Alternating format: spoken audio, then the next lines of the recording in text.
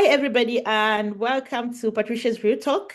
Today, I am so excited that I am hosting one of my close friends. We know each other from way back in 2018, and I am so thrilled and excited. I can't wait. We are going to be looking at culture differences in some of the countries that we have visited, especially Mehak, the one I'm hosting today, as my guest. At least she's well traveled, and I believe that she's the right person to be able to tell us about these differences and also so that we inform ourselves so that at least when you're traveling and if you want to interact with people, you inform yourself well so that you don't step on their toes. So, Mehak, I welcome you to Patricia's Real Talk. Feel free to interact. And in just about a second, I would like you also to introduce yourself, however you would like my audience to address you. The floor is yours. So, thank you, Patricia, for inviting me. And I'm so happy to connect with you after such a long time. Yeah. I've been missing you. And for the people who are watching, I met Patricia when I was in Germany, and we met each other in our language classes. We were trying to learn Deutsch, and we were one of the few peoples who could communicate in English. That's how we kind of tried figuring out the German classes and the environment, and that's how we got to know each other. And of course, exchanging our difficulties and our woes, discussing how we will never get German. But here we are. And Patricia already knows German. I kind of left Germany to pursue my higher education, a doctor of philosophy in Canada, so I couldn't pursue that. But that's my recollection. And that's my big honor of meeting Patricia when I was in Germany. And I'm so glad that we uh, know each other. And even when we connect, it's like we never kind of, lost a beat. So I'm very happy that you invited me. And I'm very happy to contribute to any sort of conversation that can help anyone who's watching this. Thank you so much. The pleasure is all mine. I just want to appreciate you once more for coming and accepting this invite. So we begin from the beginning.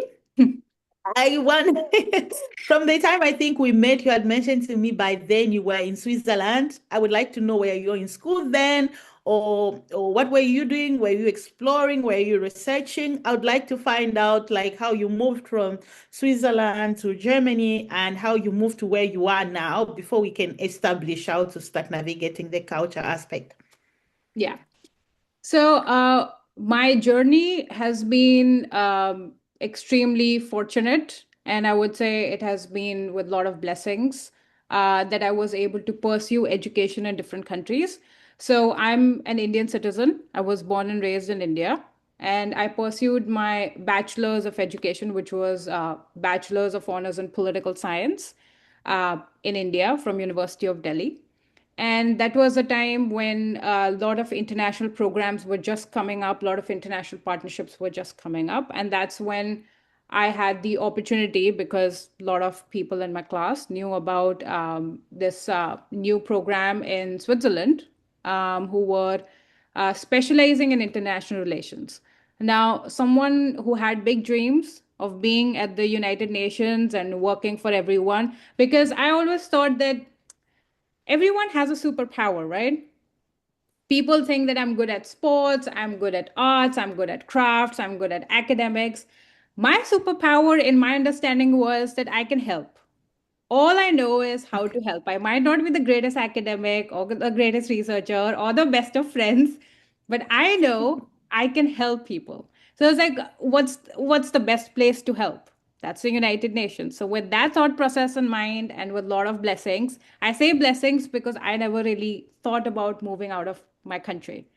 Because moving out of country meant a lot of money, a lot of scholarships, visa issues, all the barriers that one can think of.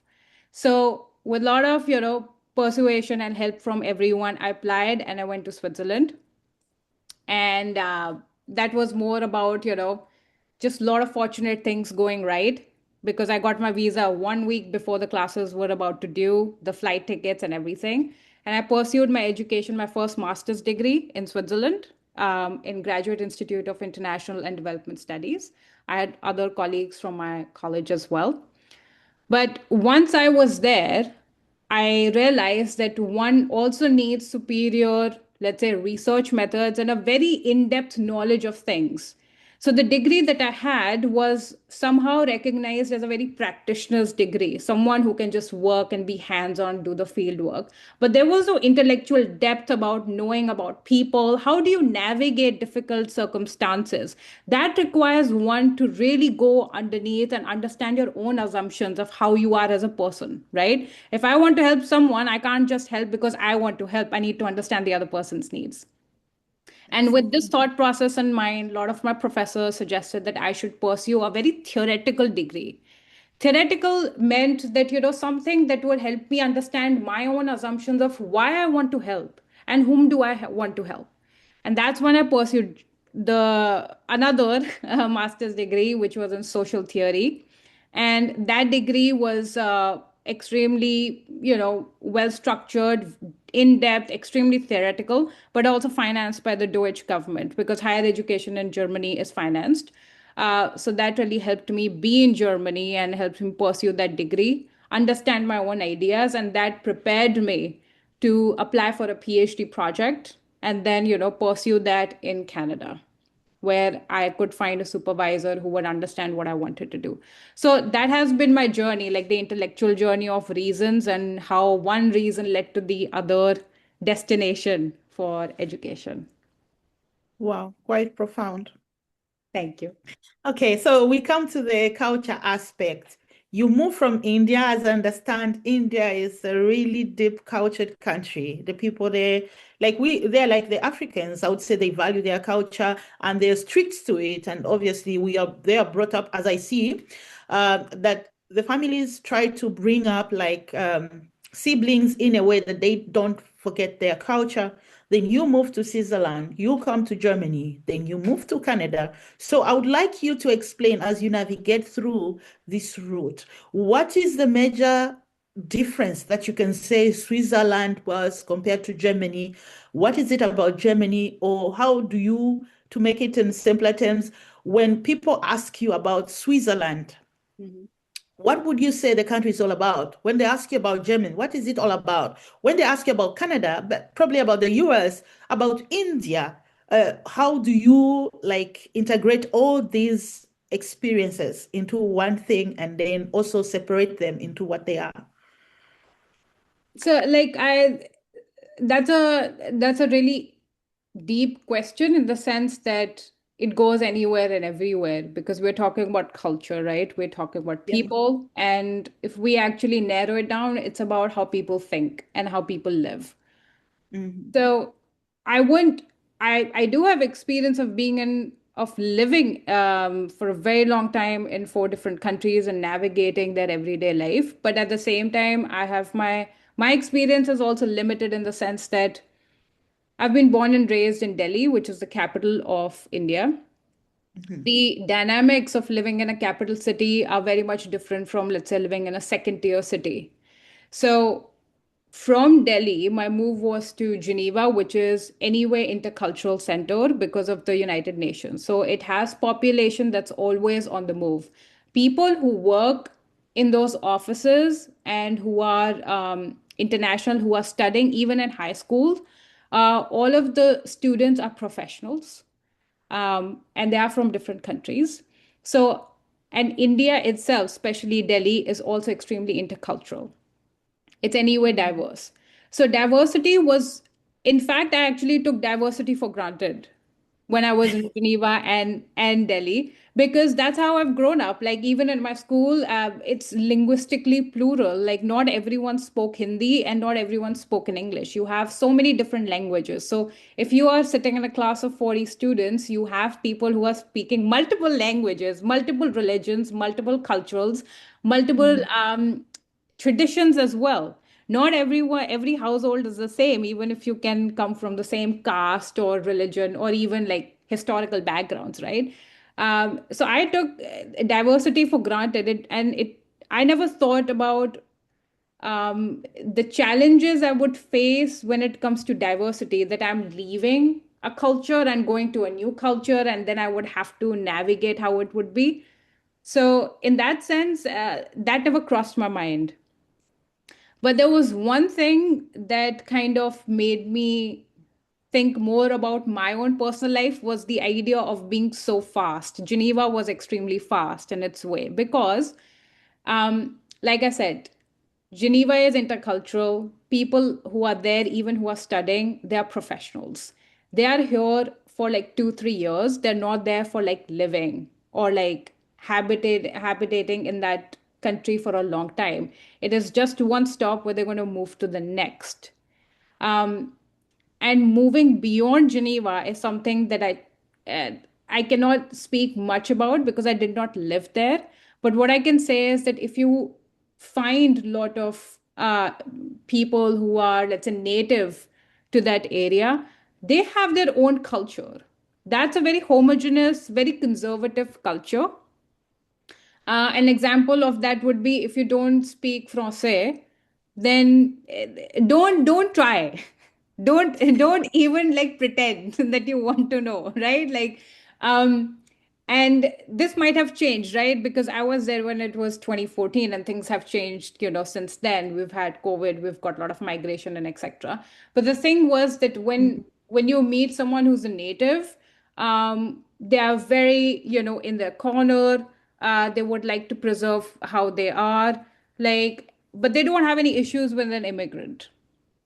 So it's more Okay. like, we coexist peacefully. Again, also because of like how people are situated. A lot of people in Mm. Geneva are in one corner where they have the offices and when they're living. They're not in the interiors, right? Where the natives are living. Same thing for other parts of Switzerland as well. Um, Other areas like Bern, Lausanne, again, there's linguistic plurality. One part speaks Deutsch, the other part speaks French, the other part speaks Italian, right? So there's a lot of diversity there. Again, I cannot speak about that, but this is one thing. Moving to Germany. Now, here's a similarity when it comes to European cities and European living. Things close by 8 or maybe 7 or maybe 6 o'clock. Now that's a big shocker because in India nothing stops at 6 p.m. Things are open till 11 and 12. Mm. There's a extremely like dynamic nightlife. People are just moving around. There's a lot of spontaneity. Europe is not spontaneous. So anyone who is thinking of moving to Europe for studies or working, yeah, there is no spontaneity in that sense. If you have a job, you must stick to the times. If something is asked by 2 o'clock, if you need to reach by 7, you reach there by 7. um, Yeah.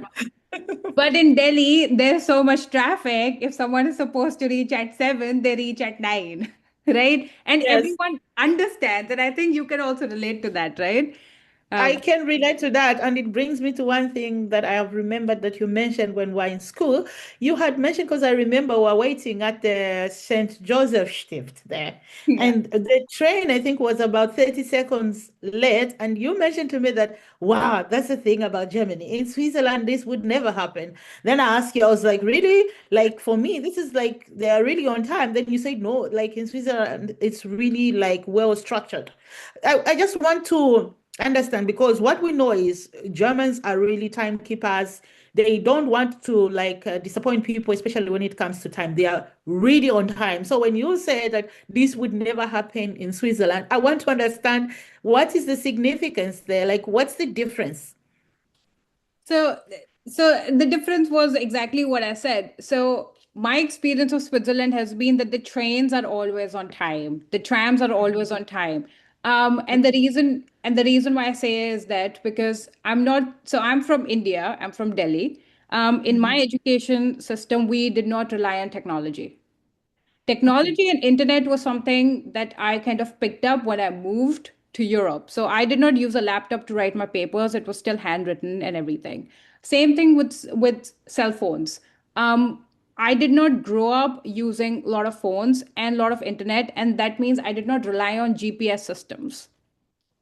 So Okay. when I was in Switzerland, I would check the timings and internet facilities and phone bills and all those kind of things. So I thought of like not getting into that kind of expense. But the thing is, I would note down the times and I would wear a watch. And if I'm at the tram stop 5 minutes before the thing and I know that the train is going to be at, let's say, 8 or 6, it would be there at 8:06. Mm, So there was a system of trust that I had built, because mm. again there were a lot of circumstances, and I would find it odd that how in Germany 30 seconds something is late, because I had a system of reliance on the timetables and everything, and Switzerland would always live up to it, um, Okay. to that expectation, because I would sometimes not even carry my phone. Again, this Okay. was again this was like a different time and different structure of habit that I had, that I Mm. can go out, I don't have to rely on something, I don't have to carry a power bank or anything. If I'm going for a walk, I'm going for a walk, right? Yeah. So Germany, that was a big, I would say, like, not shocking or like surprising. How would Germany do that? Because it is supposed to be extremely precise. Like, why? Yeah, especially yeah. Okay, I especially understand. especially the There train. must be accountability. No, because Yeah, in Germany, the problem, okay, not just 30 seconds, the problem was I was living outside the city and the train yeah. would always be canceled. Oh, yeah, that's the thing. And that was not acceptable, because if I'm studying at a German institute, my supervisors expect me to be correct by the sixth decimal place. Right. Okay. Like that sort of precision. How come your trains are not working well? Right. Like that's always a big irony of Germany. Yeah, So I've experienced that also. Yeah. right, like German train system, everyone just starts going on strikes. Like here's a strike today, right? Of course, it's related to their own political system and work culture and unionization, Yeah. which is not the same in Switzerland. But that's been the case when it comes to understanding the transport as well. However, the similarity remains. These are structured societies where, and I would say extremely organized around the principle of Christianity, because Sundays Yeah. everything is closed, right? Uh, Exactly. you need to have family time. One good thing that I really liked about Europe was the culture of spending time in nature and being more in touch with activities that people do. That is something that I did not experience growing up in Delhi. um, Mm-hmm. I was growing up at a time where crime rates were increasing. There was, just a starting point of development, urbanization, and all those things. So going out to bike or parks and all those things, that did not exist. So Europe does offer those kind of things for someone who's, trying to navigate things by themselves. If you don't have a car, you don't have anything. Delhi or India specifically, if you don't have a mode of transportation, it's kind of difficult. And that's the Okay. same thing that I kind of faced when I moved to Canada. Okay. Because Canada So is now so I would like big. to touch a little bit when you are in Germany now. How was the experience with the German course? So I want to find out if you use the die, der, and das, or the curses, the dative. How have you been able to like use them and profit the world where you are? Or are they just like useful here? Like, because the stress was like too much. For learning the The daily language. tasks. Yeah, yeah. So see, my again, the thing that I grew up with. So I grew up in a household where my grandparents moved from Pakistan after the British partition. So yes, they practiced as Hindus, but my grandparents grew up reading, writing, and speaking Urdu. That's a different language script. But they also spoke Punjabi. So my household is multilingual, not in the sense that, people are sitting and writing and reading in those particular scripts, but it's just a language, it's just a mixture of it. So for me, pursuing a language has always been something that I have liked doing it for my own sake. Just understanding certain words. Because when I was in Germany and I enrolled in German classes, my intent was not, I was actually applying to different places for pursuing a PhD, because PhD is like a job. You need a supervisor who um, can invest time, can invest money in your project. So Mm, for me, it was more about understanding how someone thinks. When we yeah. learn a language, yes, the the starting point of anything is difficult, but it was more about like how do you think about like certain nouns. So for example, like the bridge, right? It's what, die Brücke, right? Deep Like Brook. die Brücke, right? So for me it was interesting to see that it's feminized. A bridge is feminized, but if you think Yeah, about yeah, a lot of other things, it's like a masculine thing, right? It's a bridge, it needs to be yeah, strong, right? yeah, So yeah. Like the car, their BMV or something. Yeah. yeah, right. When I was in Geneva, I tried learning French as well. In both circumstances, I could not pursue more because I was not there to stay and practice it. I Mm, remember the joy I had. I think it was probably being in Artswai, got out, was walking towards the Hoppenhof. I saw a sign, and the first time being there, I could read it and I could get the mental image of what I just read. And that was an wow. amazing feeling. I just loved it. I did not have a reason to pursue it for getting a job or being there. I just wanted to Yeah, know how yeah, someone thinks when they are thinking and dreaming in that language. So for me, it's unfortunate that I couldn't use it properly all throughout, but I'll tell you something. I still end up using it. Why? Because English uses a lot of German words. exactly. The Yeah. Weltschauen, at the worldview, and all those things. So Mm, I keep coming across these words, and I don't have to look up that in a dictionary because a lot of yeah. theory, a lot of philosophy, even a lot of movies, a lot of I think I think there's one actor who speaks four language who got popular because of like I think that movie Inglorious Bastards. So when someone is saying something, at least I recognize the sounds of it and I love it. Like that's a Okay. very good feeling. So yeah, I mean, not used it much, but I would develop it further if given a chance.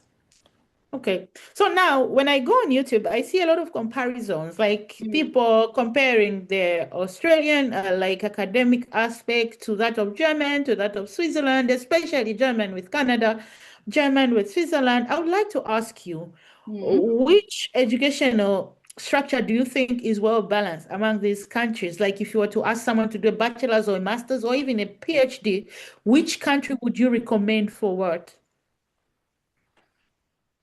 That's a complex question.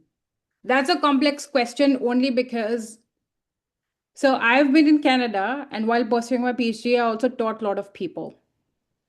So I can tell you one thing. When it comes to deciding where people should pursue their education, of course, the level of education matters. If it's a bachelor's, master's, even distance learning, or let's say a professional degree and all those kind of things, one thing that people should definitely understand is that what is your purpose of pursuing a particular degree? And the reason why I say this is because we are not living I lived in the pre AI times and I Yeah. pursued a lot of my foundational education before COVID took place, before borders were not that strict. Hmm. Okay. There was a lot of, I moved. I mean, visa barriers are something that I think about now. When I was pursuing, I was like, I just need to pursue this. I just need to have someone who looks at my project. That's it. Yeah. So these are the considerations. The other consideration is that someone needs to understand if you're moving to a place, let's say after pursuing your foundational bachelor's degree in your home country, right? You need to understand you are actually moving into a different education system. The Mm. education system is not going to be the same, and and why I'm emphasizing on this is because I taught a lot of students, international students from Nigeria, from India, from Pakistan, from Dubai, from China, from Korea, from Philippines, and I can tell you that a lot of students, they usually pursue like a year or a second year in their home countries, and for some reason now they are in Canada pursuing their third or the fourth year sort of program, and they're heartbroken because they suddenly start seeing that they're getting B's. Like they're getting a grade which is like in their 60s on 70s and everything. And in their home countries, they were getting like A's and A pluses. And also, one thing is something very important that people forget: a student who's moving and is a high achieving student, their parents have this understanding that they're great. And it Yeah. becomes extremely difficult when you're on your own in a different country. Yes, you got the admission and you're amazing and you're brilliant. How do Mhm. you explain and how do you justify to your parents that you are now getting a B? And how do you justify to your friends who are sitting in the home country that your what you're doing is extremely complex than what they're doing?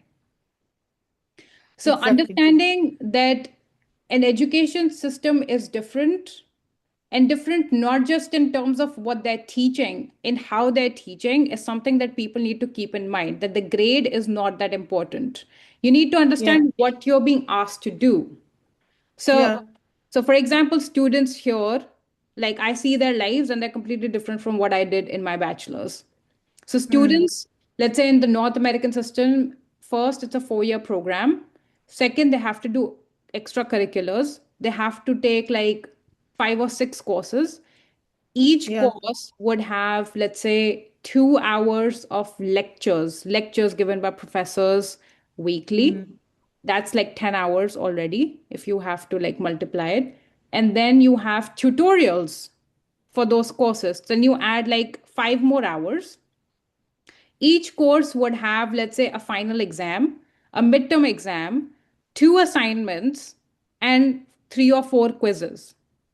So you can Yeah. understand, if you actually start calculating the time someone is spending just doing these things. We haven't even counted the time that's spent rehearsing or Mm. looking into their books, or the time they would spend trying to navigate the new situation that they find themselves in, or groceries Yeah. or cooking and all those kind of things. It is extremely complex.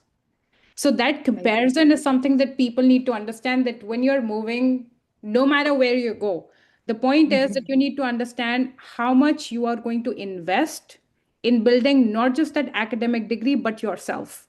And you can't compare that with someone who's sitting at home because of the difference in education system. They are in a familiar surroundings. They're not building from scratch. So I get it. looking at those things, someone who's navigating, this is the cost of things. And if you don't want to stay in the place where you're pursuing a degree, you need to justify that investment. And that investment is not financial, it's also mental, Yeah. Okay.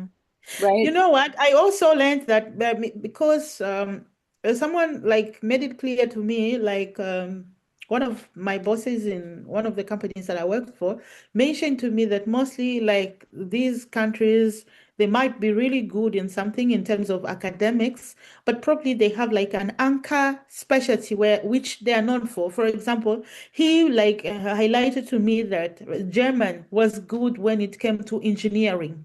Hmm. They are really good. And if you want to do probably engineering in Europe or probably Yeah. around the world, that's the best to go. And I would like to find out like because you mentioned that in Switzerland you wanted to tackle something that was more deep in theory, understanding, and social and stuff like that.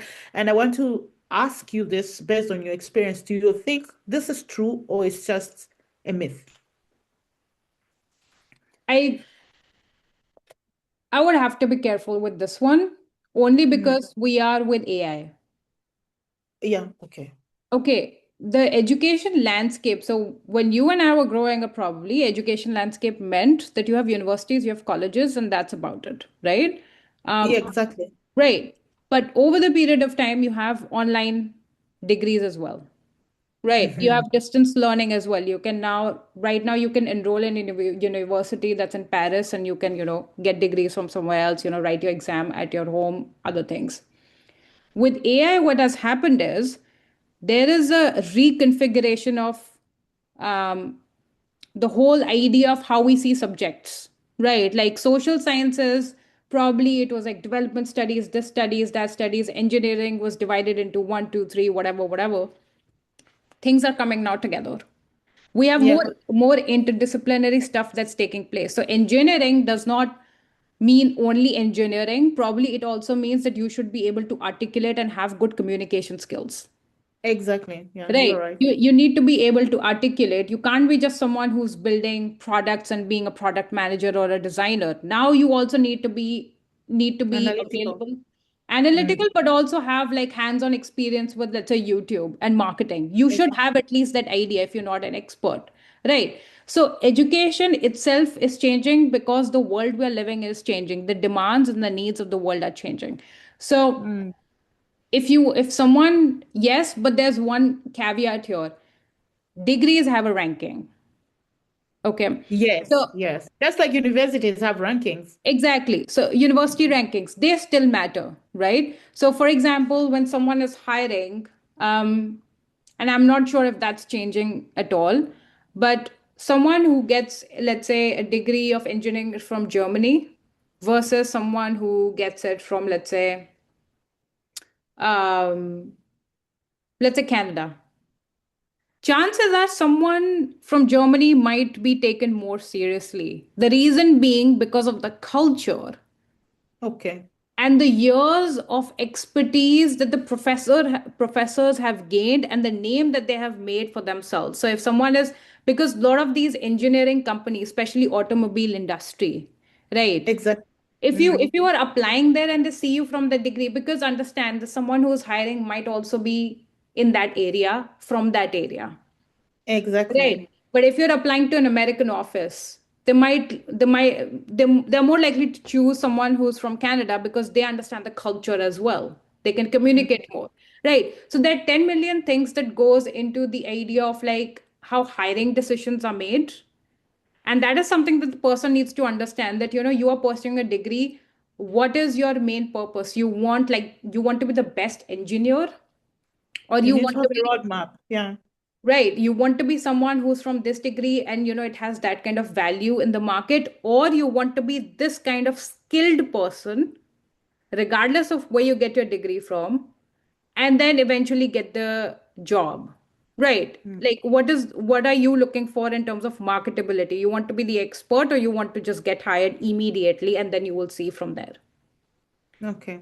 So You mentioned diversity, and it's one of the things that has come up now, especially with this sustainability. We have all this diversity thing that is coming up because I think people are awakening, and also organizations are awakening. And also, I think there's pressure, like you mentioned, due to innovation and change, and the world is like forcing us to like go in one direction. And I remember when I just came to German, when we were learning the language, it was very difficult for me even to, for example, get even a cleaning job. Why? Because they needed the language.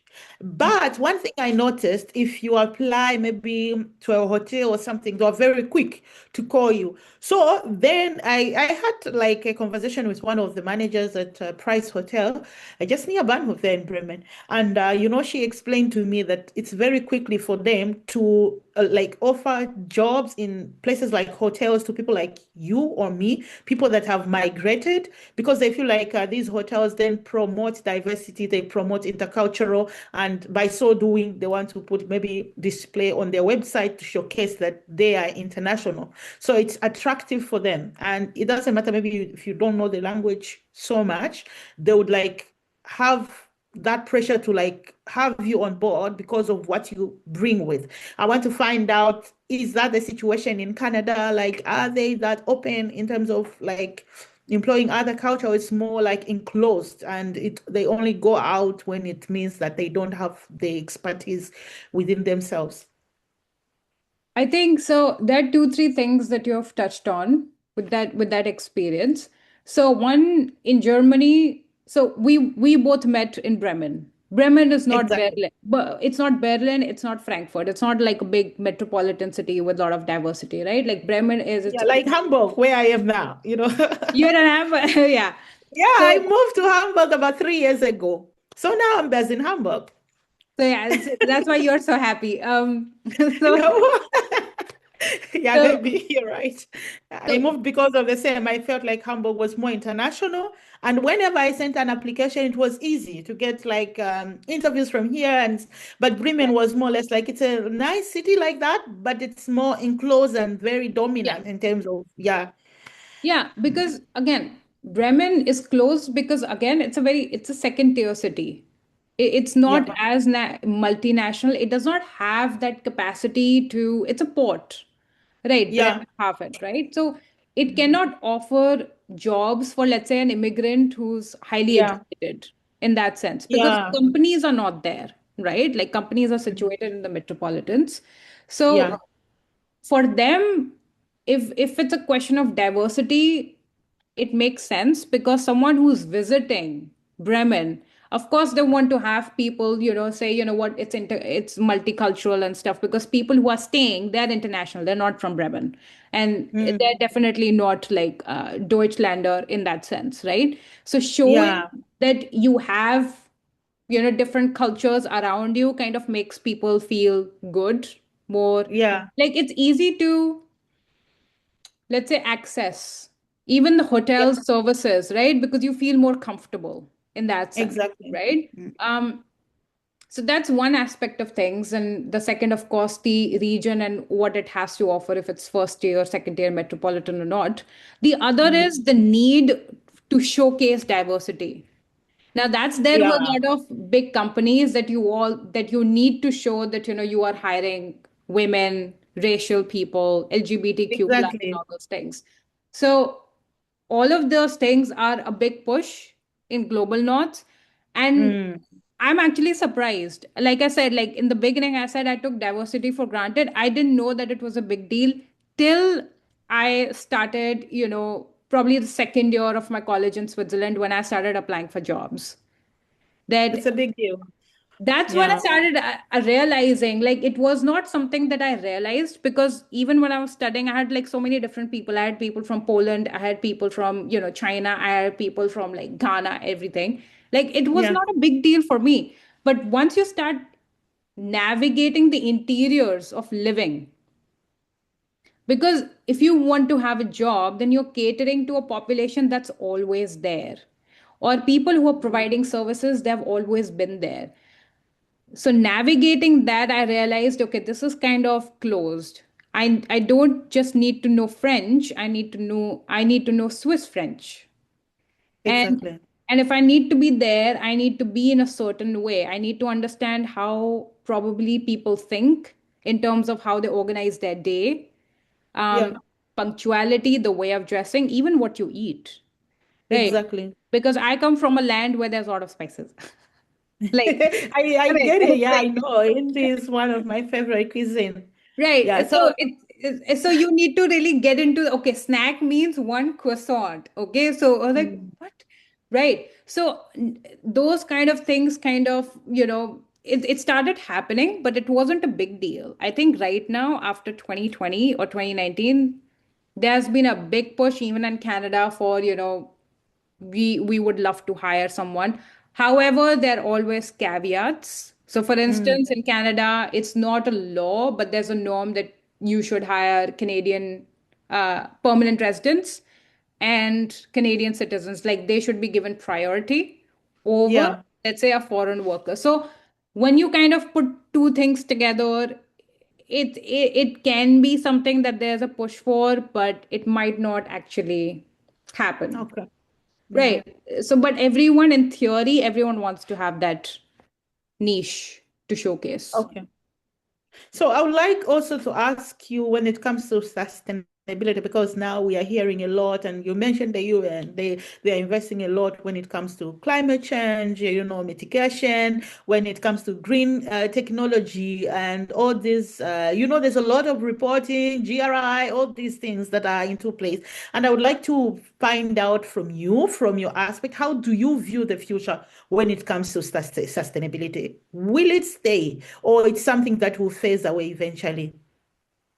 I think sustainability or things related to the environment, they're not going anywhere. Okay. They're here to stay. And the reason being, because we as human beings, we rely on the environment. Uh, Yeah. and if you actually, so one is our dependence on the environment. The environment does not need us to survive. Like, a tree is going to be a tree, whether I'm alive or not, right? Exactly. So that's one aspect. The second aspect of things are the irony of it. I'm talking about sustainability. I'm researching on it. We both are using the internet, right? And we have both used the airfare. So that's the irony of living. Even if I want to talk about it, I cannot kind of reject it. Like I'm still living in Exactly. a world where I have to make use of certain things that might or might not harm the planet or contribute to its harming, right? I can minimize it. Um, so when it comes to minimizing, that's what a lot of people are doing. Okay. Exactly.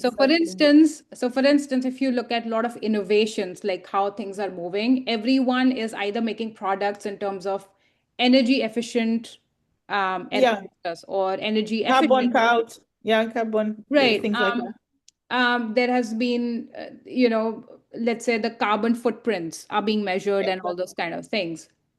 You have what I'm trying to suggest here is that one is we are dependent on the environment. Second is the irony of our living situations. We can't go back to the times when air conditioners were not there. Like we Mm, cannot reverse our living. We can if we want to, but by and large, the world population is living in such a way that you can't go back. It's the same thing. exactly. Like I don't mind living without an air conditioner. I've grown up with that environment, like 40 degrees, being in school and all those things. But Mm, if you look at the large scale stuff, you can't go back. So now what people have started doing is minimizing the use or being more exactly. proactive about it. So even if you use, let's say, look at the marketing. See, as a normal consumer, people don't know. Even I don't know if something is energy efficient. I don't know the basic dynamics of how to measure it, right? But Mm, marketing is another thing that's going in that direction of saying it's energy efficient. Same thing with electric exactly. cars, right? Mm. Because How do of you like this greenwashing and stuff like that, everything that has come into play. greenwashing? Exactly, that's the Exactly. word, right? So Mm, that's happening. So, in my understanding, whether it's the marketing of it, like the market industry, whether you look at yeah. the engineering side of things, whether you look at all the principles of, let's say, people who are active in activism and everything, um, Yeah. all in all together, even research, people collecting data about, this was a temperature, that was a temperature, looking at the melting of glaciers, looking at even right now, if we look at, our weather apps, they're going to tell you, what this is beyond what it was 15 years ago. So there's a lot of data collection that's taking place. I think this is one area, but then the other areas is biodiversity, like lot of Exactly. They endangered are going species. hand in hand, as I've seen. Exactly. Yeah, there's ecology, biodiversity, preservation. And like 2 weeks ago, I read Mhm. one long article like this. It was academic, but it was released by experts. Yeah, And there are a lot of, sustainability terminologies that I'm not used to, but they mention like as humans, we are living within the jurisdiction of what is called, I don't know, something like hetero sphere or something like this is okay. a space where we are allowed to do whatever we want and we cannot cross that. And what I read, I even made a presentation out of it, which I just kept to keep this information. They were saying that we have gone beyond, like nitrogen has already passed, and when we look at biodiversity, it's also almost there, and ecology system is almost going beyond, Yeah, and all these carbon emissions. So they were saying that we need to be very careful on how we just use the environment. In short, the environment has become the major stakeholder now in the world that we are living in. And I think it's the one driving how we live now. yeah, So, and one aspect now that I would like to bring, I don't know if you agree with me. I don't know if you do invest in stocks or maybe have shares or something like that.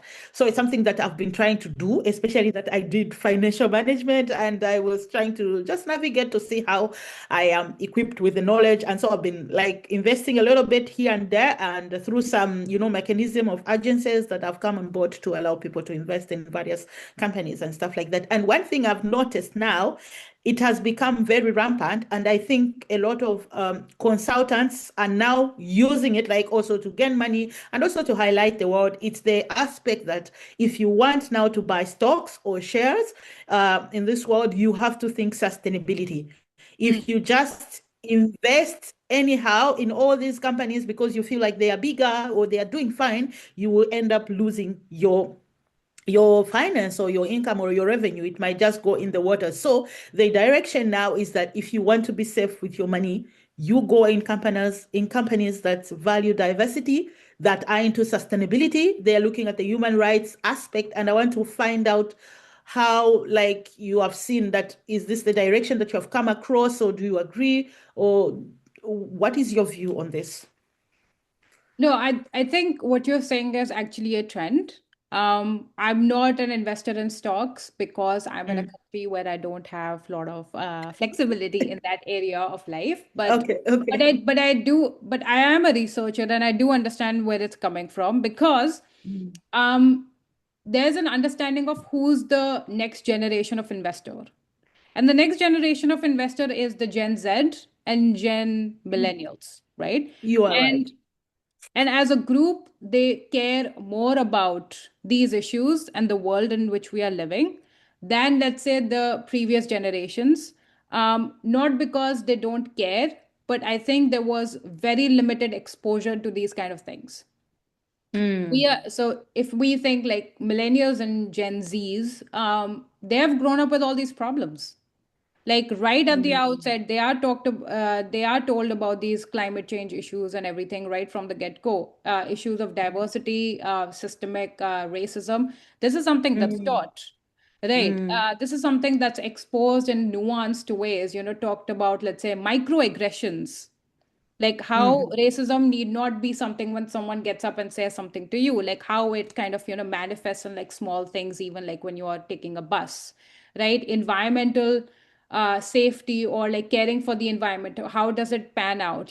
Planting trees, yes, but also like don't invest in fast fashion, right? Don't buy No. those things, for example. Like these are very everyday things that Gen Zs and Yeah, millennials are aware of, and they are the working population now, right? So that's exactly. the audience that needs to buy these stocks and invest. So for a financer or a consultant, I think it makes sense to talk about human rights, right? Mm. And all those things, because they understand they are this. I won't really, like, I'm a millennial, but I would say Gen Zs are the most aware. Like there are always two sides of the coin, but they are more emotionally aware, are more sensitive than I Yeah. would say the other generations have been. They're not ignorant. They face things. They understand what happens when there is patriarchy or when someone is being oppressed. They understand the feelings of it, right? So looking at that angle of the audience of who's being catered to now, it makes sense. Like I understand this sort of angle of marketing because AI is still here, and generative AI still takes a lot of water. And Exactly. Gen Z, millennials, everyone's still using it, knowing that how many tons of water is being used for those things, or even to produce an iPhone that everyone wants Mm. to have, right? So Mm. again, there is a side of being extremely aware when it comes to investments, but there's another side of the consumption and being within the society that you want to be the greatest, right? So two things are happening simultaneously. You are going to be environmentally friendly because you want to be in the society that agrees with it, or you Mm. naturally are more sensitive, but also you might ironically add to destruction because you want to be a part of society, right? You want to be looked up by your peers, and that's why you're going to get the Yeah, new iPhone, right? That takes a lot of exactly. You're right. child You're labor. right. Mm. So You're right. So, like, before we move to the next topic, probably it will be the last one. I would like to end on the sustainability issue because one of my nephews like reached out to me and said, "Oh, I've been accepted on one of the universities called in Kwame Nkrumah in my country."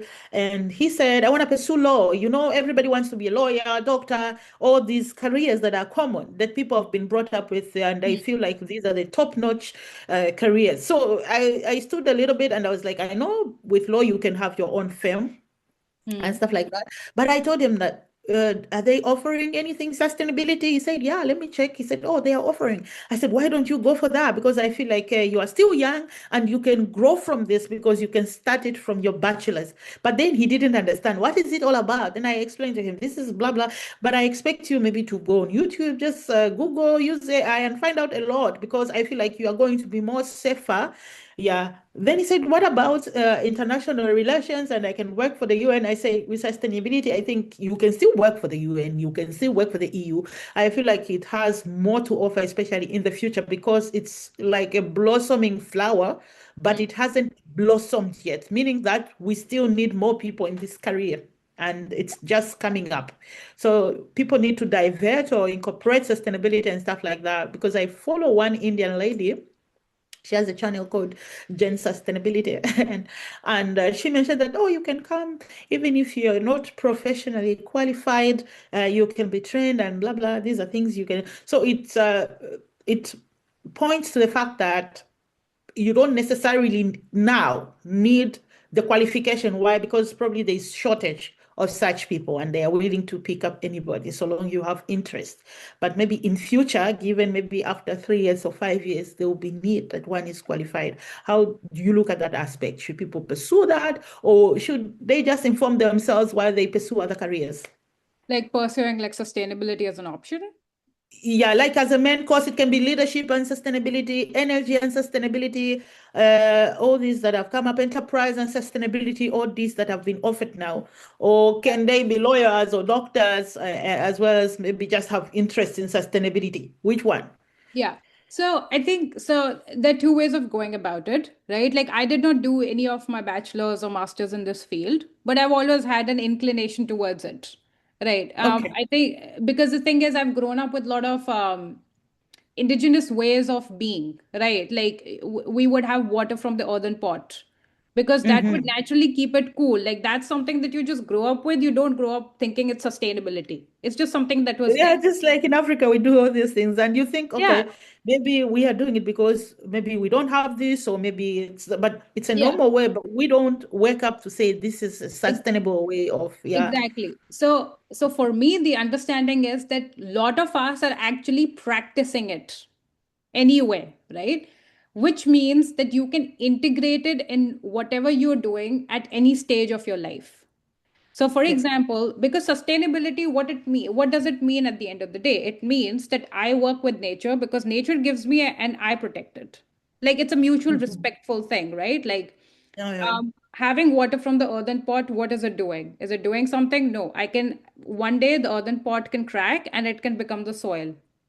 Hmm. You see, um, Yeah, the yeah, so circular yeah, economy in it's a play. circular economy, right? Yeah, I get it. With recycling inbuilt, right? Yeah, yeah, exactly.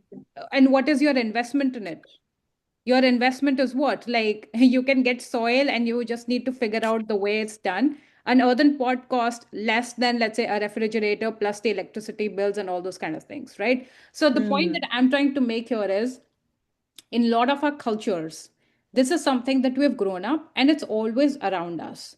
Now, it's not necessary like that we need to do a degree. If someone feels or someone is not given the opportunity to work in this area in a very expert or a very structured fashion, practice it mm, in your life and make that as your commitment. If you are a lawyer, yes, I'm a lawyer with sustainability. I'm a lawyer who cares for the planet. I care for my own surroundings, right? Like this is something that you practice. Like you can build credibility and show your commitment in two ways. You mm. practice it, so you are including it in your everyday life. So if you're a lawyer, probably figure out what is the best way for you to like read things. Is printing a good way, or you read it? So when you are even telling your client, you tell them, listen, I practice this, I'm that person, I'm a lawyer, but a lawyer who Yeah. does this, right? The Okay. second way is that you get your traditional expertise, that someone says, yes, now you know sustainability. And for that, people can pursue a lot of things. If a lot of professional degrees are actually now catered to it. So if you are someone who wants to pursue something else, and then you think that I climate change is my area, for instance, not just sustainability but climate change, things like climate financing, right? Yeah. Those are also degrees that can come in handy. So there's a lot of Mm, online distance education things that you can adapt and you can work. Coursera, for example, offers these mm. distance. So any point in your career, you can integrate that as your degree, as an expertise of the intellect, and you can Yeah. always practice it at home, Yeah. in your office, in your everyday actions, right? So in my understanding, you can, it's a commitment that you can practice and you can showcase, like you practice it or you get it through your intellect, right? And you can combine the two as well.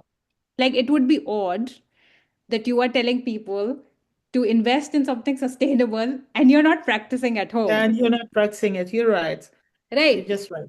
So I think when it comes to people who are pursuing a lot of things, I think this is something that's very natural to us as human beings. Um, you can integrate it at any point in your life in any way you want to.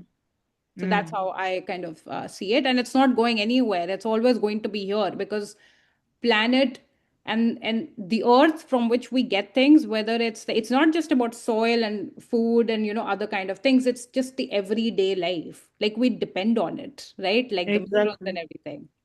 You're right. Okay, so now we move away from the Yeah. sustainability, the academia and stuff. Like, I would like us to touch a little bit. I hope that you have a little bit knowledge about all these countries. Maybe I can mention one or two things, but from your end, I don't know if you have seen it from like second person or third person when Mhm. it comes to dating. Like, do people in Switzerland like react to that? How do they carry it? How do you compare to Germany? And how would you compare to like Canada or maybe the US as well? How, like, Okay, Patricia, I'm really not the right person for this.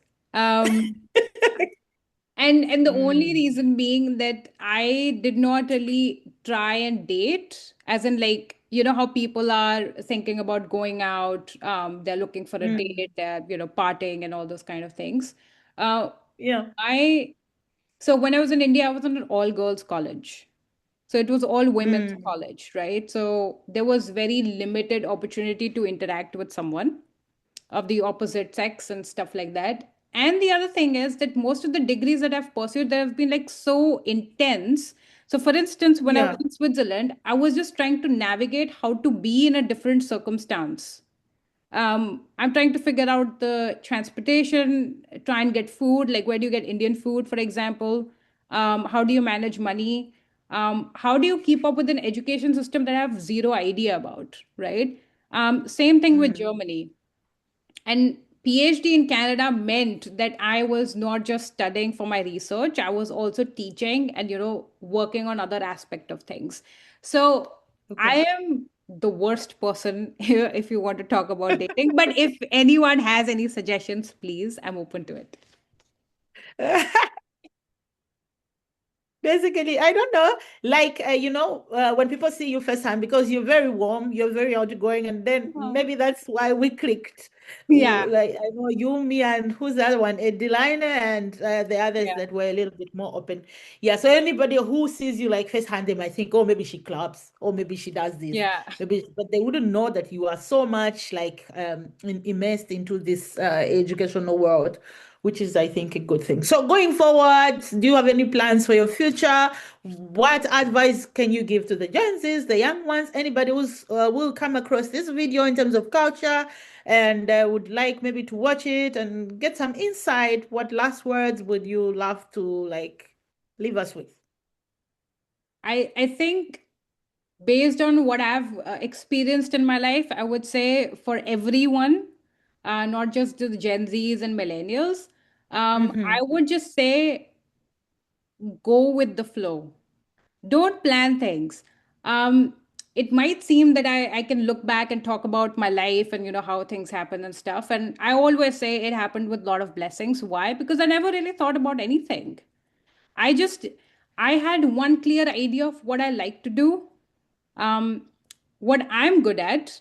I've always been good with that analysis of my superpower of helping. And that has Mm-hmm. always sustained, whether it was being in my being with the classmates here, or even in my teaching profession, or even with Mm-hmm. collaborations as a researcher. Like I know that I like to help. I can be the super, cheerleader for you, right? Like, and all those Mm-hmm. things have just, manifested in like different jobs and everything.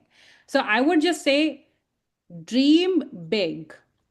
Yeah. Dream big in the sense, one, be aware of what you actually like to do, because there would be a lot of issues in life, a lot of barriers, but what will keep you going? Okay. And that happens with your superpower. What makes you happy? What comes naturally to you? Like you can just do it. Right. Second, Dream big. Don't think about barriers. World is geography. It's all geography. Don't think about what stops you, right? Mm. If you're concerned about how am I going to live if I apply for this application, and who's going to be there and look after me, these are logistics. Logistics, always you can always figure out. All you need is you. Okay, correct Yeah, people would line up. People would always support you. Everyone loves to help if you want to receive that help. Okay, so for exactly. so for everyone, dream bigger than your limits. Anything is possible. Don't think about this can't happen, that can happen. Things might come to fruition, and they might not, but don't stop. Don't limit yourself in your head, right? Like, that's something that people should think about. Follow your passion and be true to yourself. There are so many advices here, but just be aware and go for it. Exactly. That was a Yeah. powerful one. Oh, Powerful one, where you say just think about yourself. You are the main asset and ingredient. I think I understand and I believe that. Well, yeah. is there anything else you'd like to add or Yeah, to I say? mean, I'm just happy to see you after such a long time. Yeah, This is what people should see. You know what? You travel the world and you yeah, always meet people again when you're supposed yeah, to meet. And when you yeah, meet, it's like nothing ever changed.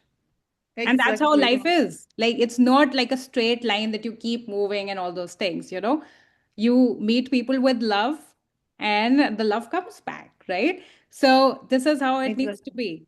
So yeah, I'm very happy that you invited me. Thank you. Thank you so much, Mehak. Thank you for accepting the invite. I'm really honored. I'm so humbled, and I'm hopeful that next time Oh, we are going to talk about maybe various things, also think about maybe this or that, and we can just explore it. And anytime you feel like, oh, maybe we need to talk about this, and yeah. let the world know, you are free to reach out to me, and we'll create time for anything. But Yeah. for now, I would just like to say thank you so Thank- much for Yeah. coming.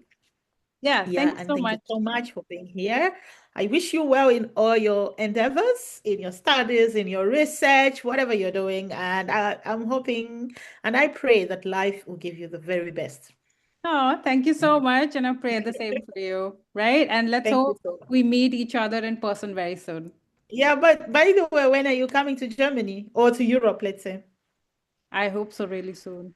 Really, really soon. Yeah, Yeah. you should. And this time, like, you know your landing city. Yep. Hamburg, it is. Okay. Okay. Thank you so much. So we have come to the end of the program, and I was talking to Mehak, my good friend from 2018. Since I knew her, I've never like lost touch. Anytime I do, I remember because she's such an amazing person, and my life has really been blessed by the very fact that I just came across her. She's someone you can really interact with. She's so low, she's so humble, she's so nice and loving and helpful, just like she has explained herself. And since we left that course, I mean the A1, generally known as the A1 auf Deutsch or in Germany, we've never lost touch. And I think I did up to my B2, but we thank God for everything.